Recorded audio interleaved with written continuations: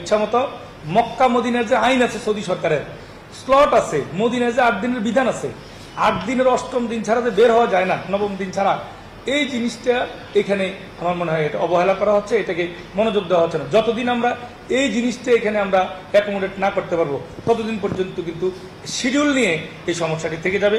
তবে এবছর কিন্তু তারপরেও খুব একটা বিপর্যয় হয়নি, বিপর্যয় হয় নাই। এবছর আমরা সবাই মিলে সেটা ব্যবস্থাপনা করেছি। তা আমাদের অনুরোধ থাকবে ভবিষ্যতে যাতে অন্যান্যরা সব মিলে শিডিউলগুলি প্রণয়ন করা হয়। এবছর সফলতার পেছনে কিন্তু একটা বড় কারণ হলো আমরা এজেন্সির মনিটরিং করেছি। প্রত্যেকটা এজেন্সি 259 এজেন্সি হাব কিন্তু প্রত্যেকটা এজেন্সি আলাদা আলাদা মনিটর করেছে।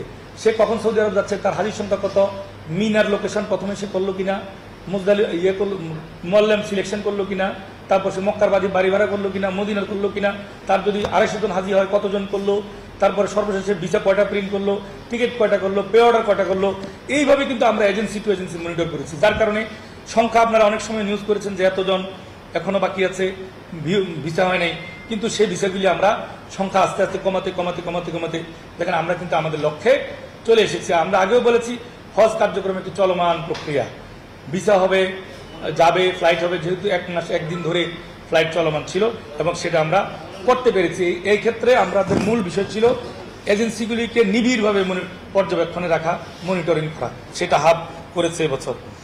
এর বাইরেও আমরা, এটা কিন্তু বাংলাদেশ অংশ, এটা করে আমরা তাদেরকে প্রেরণ করেছি সবাইকে সৌদি আরবে কিন্তু আমাদের মনিটরিং টিম আছে, সেখানে ধর্ম মন্ত্রণালয় এবং হাব, যে হজ প্যাকেজ অনুসারে হজ যাত্রীগণ তাদের হোটেল এবং সুবিধাদি পাচ্ছেন কিনা সেখানে মনিটরিং চলছে। আপনারা জানেন সৌদি পর্বেও কিন্তু এবছর তেমন কোনো অভিযোগ এখনো পর্যন্ত নাই।